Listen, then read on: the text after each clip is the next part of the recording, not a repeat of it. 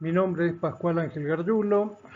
Vamos a continuar el estudio de los trastornos de personalidad, ocupándonos en esta instancia de algunas consideraciones tipológicas o alguna clasificación tipológica de los trastornos de personalidad. La presentación está dentro del grupo de la serie de trastornos de personalidad. Es parte de una presentación hecha en la Asociación Argentina de Psiquiatras en el año 2012 y es parte de un capítulo escrito en un libro editado por el doctor Humberto Luis Mesones Arroyo sobre psicoterapia en los trastornos de personalidad y es parte de un capítulo escrito por el doctor Ángel José Martín Gargiulo, la doctora Mercedes María Lucrecia Gargiulo, el doctor Augusto Pascual Ítalo Gargiulo, la doctora Adriana Inés Landa de Gargiulo y quien suscribe el profesor doctor Pascual Ángel Gargiulo. Dicho libro fue editado en 2013. Aquí está la cita bibliográfica, La psicoterapia y los trastornos de personalidad, editado por el doctor Mesones Humberto Luis. Nuevamente, volvemos siempre, también para que de haber visto los videos y cursado eventualmente la materia, ustedes tengan claridad conceptual. Kurt Schneider, que es la clasificación que por didáctica nosotros adoptamos, divide las entidades nosológicas en psiquiatría en disposiciones anormales del modo de ser psíquico y en consecuencias de enfermedades y malformaciones. Hoy nos vamos a ocupar de algunas entidades del primer grupo. Dentro de este primer grupo de disposiciones anormales del modo de ser psíquico están las disposiciones anormales de la inteligencia, que han sido motivo de otras clases, las personalidades anormales, que es lo que nosotros estamos tratando en estas instancias, y las reacciones y desarrollos vivenciales anormales, que serán motivo de otras clases. También está el grupo B, que son las llamadas psicosis, y que no son otra cosa que consecuencias de enfermedades y malformaciones para la escuela centroeuropea. En este grupo tenemos una ordenación somatológica o etiológica, causas que actúan de modo eficiente en el cuerpo, y una manifestación psicológica que es motivo de una ordenación psicológica o sintomatológica. Cuando hay causas varias que son estudiadas por la clínica médica y sus especialidades, como es el caso de la traumatología y la neurología para el traumatismo cráneoencefálico, van a generarse del lado derecho manifestaciones psicológicas distintas según sea un cuadro agudo o crónico.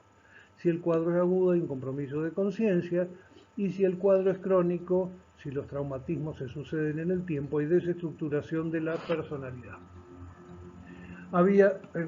Estas, por tener un compromiso de conciencia, son las llamadas psicosis confusionales o de causa conocida.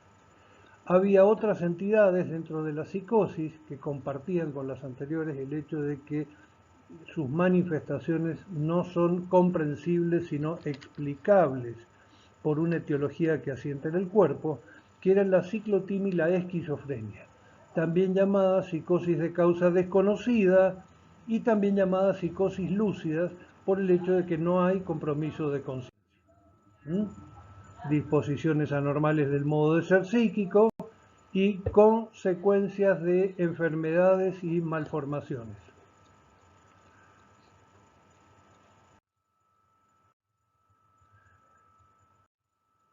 Vamos a ocuparnos entonces de la tipología de Kurt Schneider, que sigue las ideas de Jaspers y en muchos sentidos lo supera, como vamos a comentar a continuación.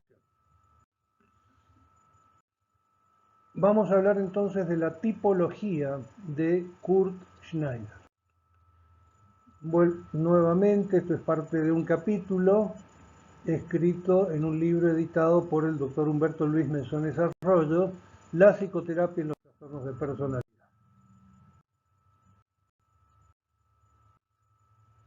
Schneider establece una clasificación tipológica que con modificaciones menores es aún sostenida en los manuales diagnósticos y estadísticos. Esta incluye las personalidades anormales y dentro de esta las personalidades psicopáticas, que serían aquellas que sufren o hacen sufrir por su personalidad, por sus anomalías. Hay también otras denominaciones como trastornos de personalidad. Se han ido sucediendo. También se ha hablado, pero con otra connotación, de las sociopatías, de las personalidades sociopáticas, pero no nos vamos a ocupar acá de estas últimas consideraciones. Están las personalidades anormales y dentro de estas, con una diferencia categorial, o sea, con una diferencia específica, compartiendo el género pero no la especie, las personalidades psicopáticas. Personalidades normales, recordamos que era un criterio científico o estadístico, aquellas que se apartaban de la norma, y las personalidades psicopáticas, un criterio valorativo o sociológico, aquellas que sufrían o hacían sufrir a la sociedad por su anormalidad. Schneider describió 10 tipos diferentes de personalidades psicopáticas: el hipertímico, el depresivo, el inseguro, el fanático, el histérico o ávido de estima, el lábil o de estado de ánimo, el explosivo, el desalmado, el abúlico y el asténico. Esta tipología, esto está en inglés, es lo mismo, es modificada en el DSM-4 revisado, pero sigue siendo una clasificación tipológica, poniendo algunas de esas estimaciones que gustan a veces en las clasificaciones que no quieren dejar nada fuera de la clasificación. NOS, not otherwise specified, personalidades otras no especificadas, es para que todo quepa dentro de la clasificación. Pero si se pueden ver ustedes, no hay diferencias cualitativas con el criterio tipológico de Schneider.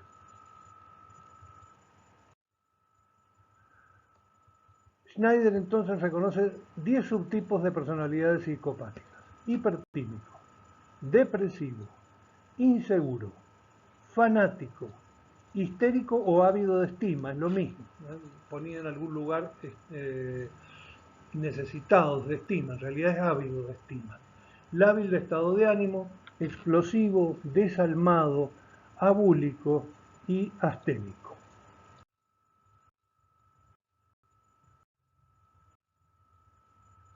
Nuevamente.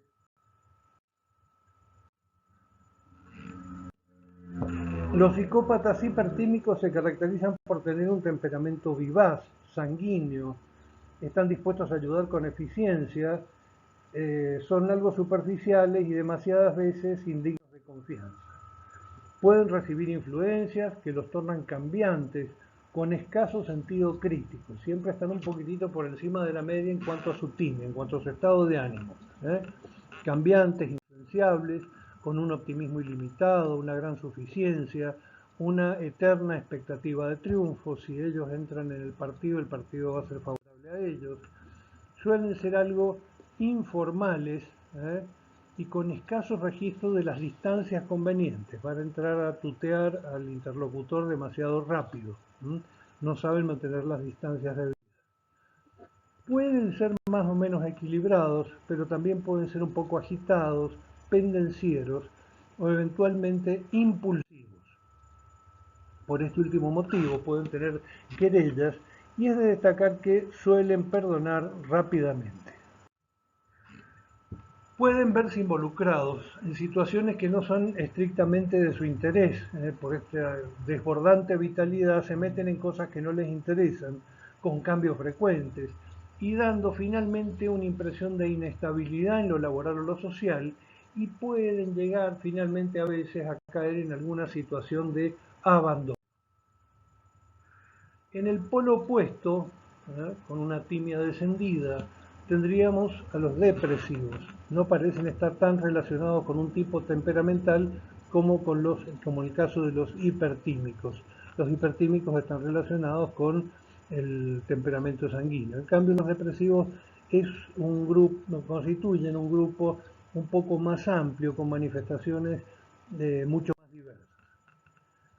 Son personas tranquilas, no flemáticos, tienen un estado de ánimo permanentemente descendido. Esto suele acompañarse de una concepción pesimista o escéptica de la vida. Todo va a salir mal, no se puede creer que algo vaya a salir bien. ¿eh? Y muchas veces habla de Schneider de una angustia generalizada, cósmica, esperable. Todo es oprimente, las expectativas son deplorables, entonces se cae en una situación de pasividad tensa que constituye la angustia. Por su pesimismo puede haber una gran falta de confianza, fundamentalmente en el futuro. Todo lo bueno se verá estropeado por algún motivo. Hay preocupaciones, autorreproches, descreimiento en torno al sentido de la existencia. Esto es muy de los depresivos y hay que ver si es una cuestión estructural o si es una cuestión ligada al decaimiento de la timia, a una depresión o a rasgos depresivos. Descreen del sentido de la existencia y se mantienen en una situación de cavilaciones, en una actitud de cavilación permanente que influencia negativamente las actividades cotidianas. Viven de modo profundo y persistente las experiencias penosas, en una actitud de pesar expectante. Les pesa y a su vez están esperando que les pese más, preocupados por presuntas amenazas provenientes del exterior o del propio fondo. En algo fallaré yo, esto se imbrica un poco con la inseguridad.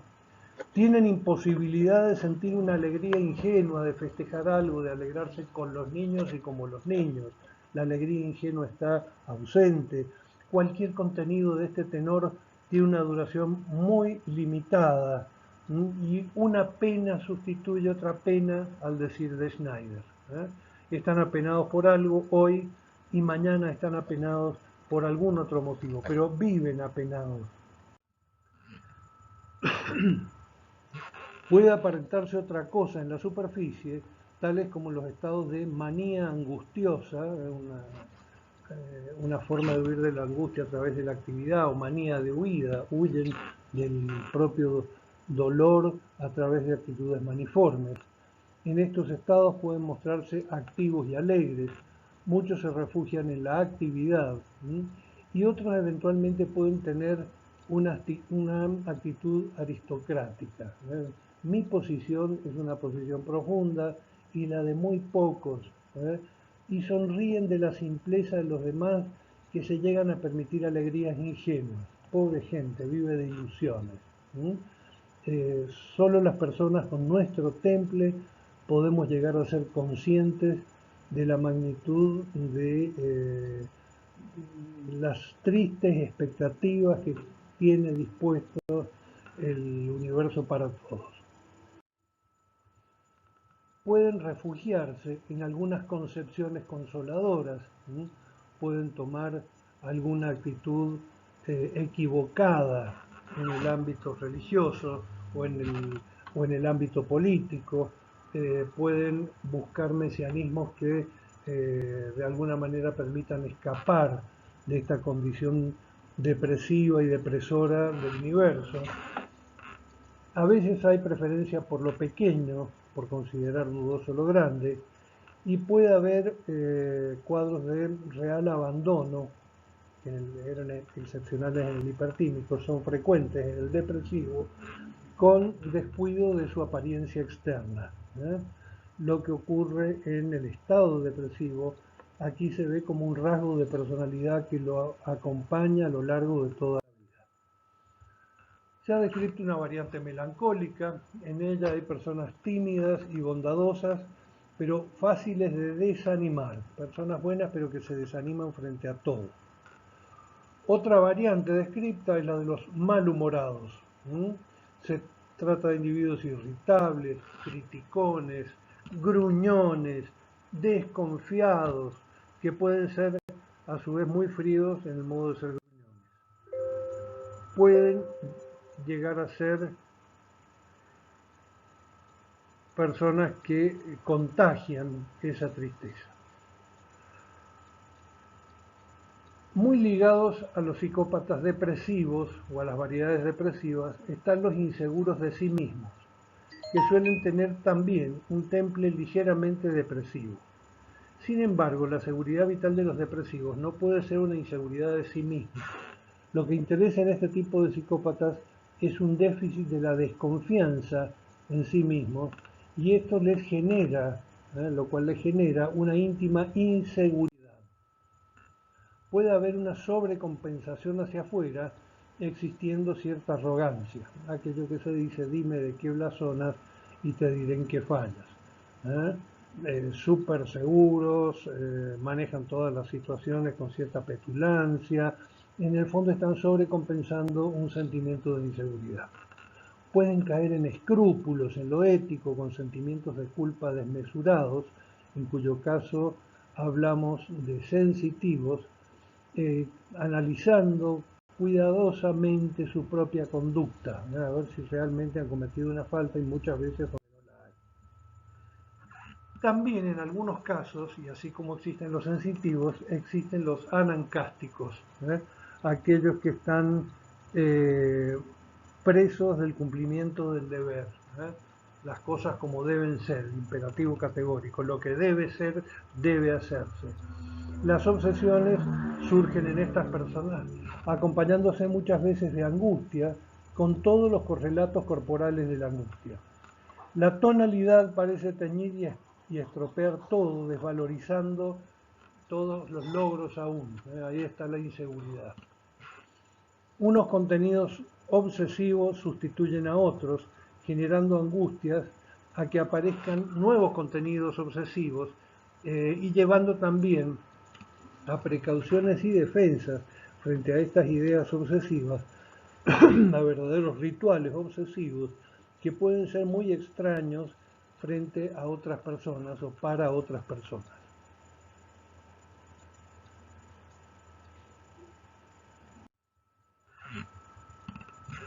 A la base habría una angustiosa inseguridad, y sobre esta aparecen los contenidos obsesivos en relación con las valoraciones y la biografía del individuo. Muchas veces temen que cosas muy valoradas, que muy preciosas, se pierdan por alguna inconducta o por alguna falta de sí mismos. Por todo lo dicho, no disfrutan de la vida por temor a sus remordimientos, atentos a cualquier omisión. Habré fallado con tal o cual otra cosa, habré hecho lo suficiente, tendré yo la culpa. Las ideas de culpa muchas veces están más que presentes en este tipo de personalidades. Los contenidos obsesivos constituyen la letra de una melodía preexistente que está dada sobre todo por la inseguridad y la culpa. Y puede haber verdaderos falseamientos del recuerdo en función de estas cosas que creen no haber hecho. Hay impulsos obsesivos que pueden ser considerados como una defensa para prevenir ocurrencias obsesivas, y estos impulsos son las compulsiones. Me lavo varias veces las manos para no estar obsesionado a ver si tengo o no una enfermedad, a ver si me contamino o no. Me lavo no 2 veces las manos al llegar a la casa, como se recomienda en tiempos de pandemia, sino que me lavo 15 veces las manos y termino con una dermatitis y con una infección sobreagregada a la dermatitis por barrido de la flora. En algunos casos puede existir temor a cometer un acto. En este caso no se trata de auténticos impulsos, sino más bien el temor a escapar de los impulsos manejables hacia una actitud incontrolable. Temor a cometer un acto. Suelen ser actos obsesivos insensatos. Otro grupo distinto, mucho menos inseguros, son los fanáticos, que tienen ideas o sentimientos sobrevalorados. Pereira habla más de ideas sobrevaloradas, Schneider habla de sentimientos sobrevalorados. Los dos están bien. Hay ideas que tienen o están cargadas de sentimientos sobrevalorados. Se trata de personalidades marcadamente activas y generalmente muy expansivas, aunque no todos los fanáticos son muy expansivos. Pueden ser querulantes y tienden a luchar por un derecho, sea este real o supuesto.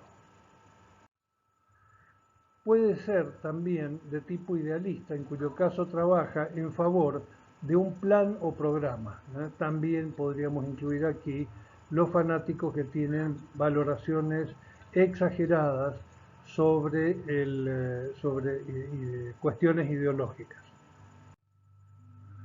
Se ha descrito también un grupo de fanáticos pacíficos, a quienes Schneider caracteriza como personas excéntricas, silenciosas, más cercanas a la fantasía que a la realidad, poco comunes a la violencia y bastante proclives al sectarismo. Son los esténicos, los de la barricada, y los ideólogos, los pacíficos, asténicos. Los fanáticos expansivos tendrían interés por su proclividad a la querulancia. Son personas que caen en actitud beligerante, querulante, con bastante frecuencia. Y si las cosas salen mal, pueden aparecer desarrollos paranoides, las cosas no salieron por culpa de los otros me quieren perjudicar, denotando una marcada complejidad en la estructura de la personalidad. Los psicópatas necesitados de estima constituyen otro grupo caracterizado por el afán de aparentar más de lo que son. Schneider los llama necesitados de estima. Todos necesitamos de cierta estima de los demás y vivimos en un mundo de relaciones y de relaciones afectivas. Aquí sería probablemente más conveniente hablar de ávidos de estima, de personas que tienen un afán desmesurado de ser estimados y considerados. Quieren aparentar más de lo que son. Aquí Schneider cita a Jaspers, quien señalaba en esto la esencia de lo histérico.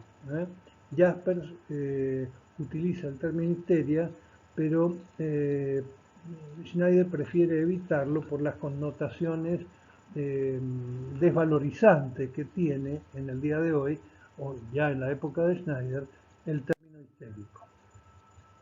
Schneider señala que la fatuidad y la inautenticidad son dos elementos que influirían para definir esta personalidad ávida de estima. La fatuidad, la grandeza, la megalomanía y la inautenticidad. No es así, sino que se muestra así. Pueden tratar de llamar la atención de un modo excéntrico, atrayendo las miradas por lo curioso de su porte o porque, por ejemplo, algún famoso pintor contemporáneo sacaba a pasear a su oso hormiguero por las calles de Barcelona. Ese es un excéntrico y evidentemente está tratando de llamar la atención a toda costa de este modo, de no pasar desapercibido. Otra actitud posible es la de autoalabanza, ponderando sus propias intervenciones. Está todo el día hablando de sí mismo y de lo bien que ejecuta todos y cada uno de sus actos, de su talento, de su excelente forma de ser. Pueden también incurrir en pseudologías fantásticas, en mentiras lisas y llanas, y pueden llegar a la estafa, pero más por llamar la atención que por sacar otra ventaja. Cualquier cosa es útil con tal de no pasar desapercibidos. Ustedes recuerdan la expresión de Salvador Dalí, que se le atribuye a Salvador Dalí, aquello de que quiero que todo el mundo hable de Dalí, inclusive si habla bien. El asunto es aquí ser tenido en cuenta, ser recordado, que se les preste atención, porque necesitan de la estima de los demás más que los demás necesitan del oxígeno.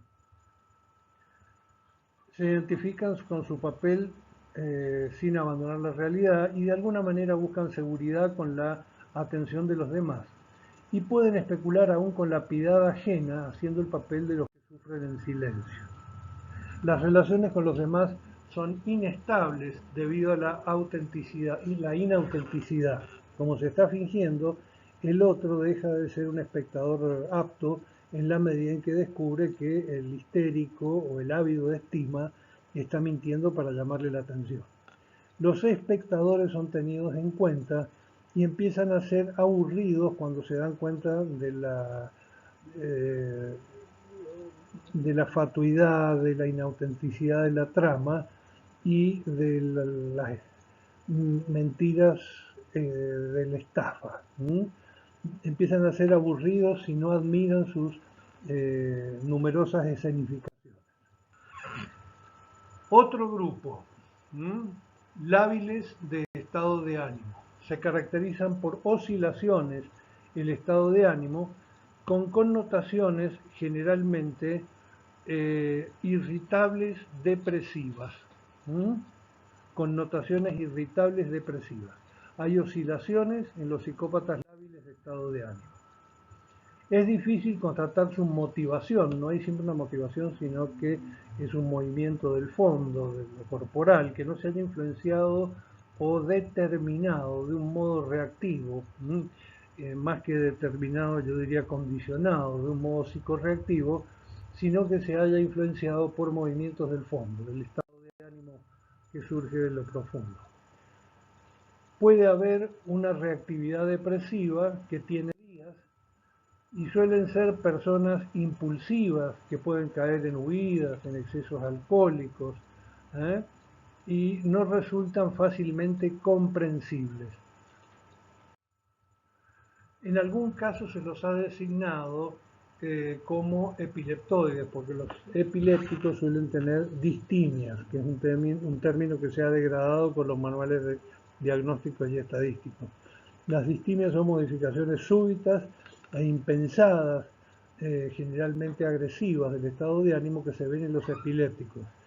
Pero no es bueno incluir el término epileptoide porque haría suponer que estamos incluyendo una psicopatía relacionándola con la epilepsia y no es este el tema.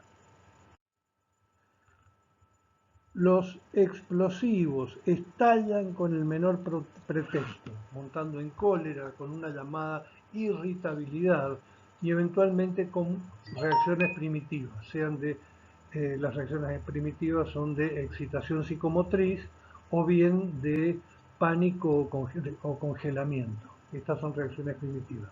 Se ven en personalidades psicopáticas explosivas. Muchas veces, sin realizar la debida ponderación de la situación, sin haber establecido la significación de lo que han escuchado, se precipitan en una reacción explosiva como si el menor estímulo constituyera un insulto o un acto de violencia. Estallan sin haber terminado de escuchar.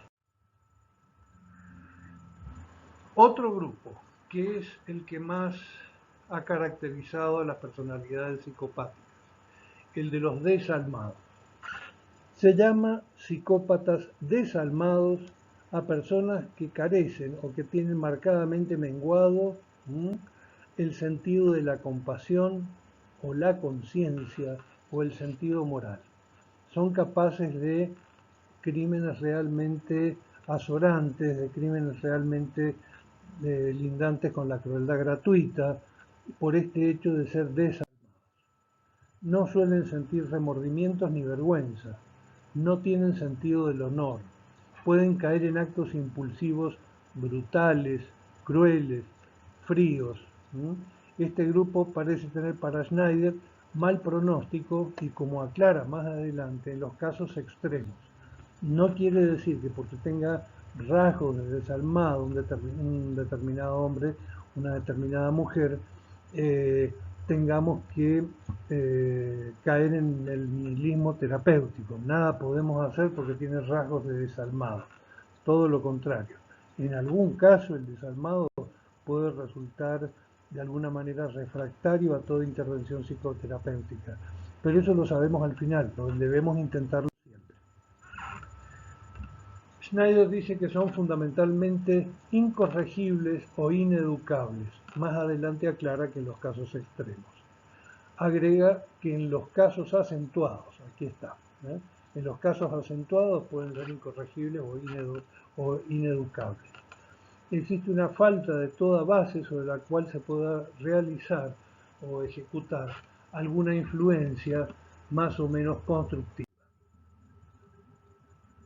Hay una diferencia entre criminales desalmados y desalmados absolutamente sociales. Estos últimos, los desalmados sociales, son definidos como naturalezas duras como el acero, ¿no? El que en el negocio pasa por encima del otro aunque lo deje en la calle con tal de sacar una ventaja. Se trataría de personas que caminan sobre cadáveres, que serían poseedores de una inteligencia destacada, pero sin poder captar el verdadero fin de la inteligencia, que es el bien. Otro grupo, el de los abúlicos. La abulia es la falta de voluntad. Los psicópatas abúlicos se caracterizan por una marcada falta de voluntad que los lleva a ser socialmente inestables porque son sumamente influenciables. No son capaces de oponer resistencia a los influjos de un mundo externo, siendo así sumamente sugestionables, influibles, manejables en el peor de los casos. Resultan así tan permeables a las influencias de índole positiva como negativa. Van a funcionar bien si están en un buen medio. Las buenas influencias pueden sucumbir a un nuevo entorno de tipo negativo, a un nuevo medio en el cual las condiciones son. Los asténicos no es que no tengan voluntad, quieren hacer las cosas pero no tienen fuerza. Hay asténicos de dos grupos, los que son psíquicamente insuficientes y los que son somáticamente insuficientes. Schneider habla de aquellos que son psíquicamente insuficientes y aquellos que por motivos caracterológicos fallan fácilmente en lo somático. Al hablar de los asténicos, agrega que tanto la psicopatía como la somatopatía expresan con frecuencia una misma constitución general anormal. Puede haber alteraciones corporales cuyo origen fue psicológico, pero luego se automatizan. Los psicópatas asténicos, psíquicamente insuficientes, se lamentan de su baja performance intelectual, con sentimientos de extrañeza, ¿por qué tan baja performance?, una marcada autoobservación y un angustiado autocontrol. Pueden tender a actuar o acceder frente a cualquier exigencia, a claudicar, a no poder llevar adelante una determinada acción frente a cualquier exigencia. Los que fracasan en lo somático lo hacen en este tipo de psicopatías por motivos caracterológicos. Acá se interfieren las funciones autonómicas que resultan amplificadas y fijadas de modo psicógeno. Hay una autoscopía hipocondríaca. A esto puede añadirse una inseguridad con cambios depresivos, fundamentalmente del humor, entre otras cosas. Entre ambos grupos pueden aparecer prevalencias de elementos de uno u otro polo, psicológico uno y somatológico el otro, y una interpretación puramente psicológica no alcanza a cubrir la totalidad de las modalidades aquí presentes. Muchas gracias y continuamos avanzando con este capítulo de los trastornos de personalidad.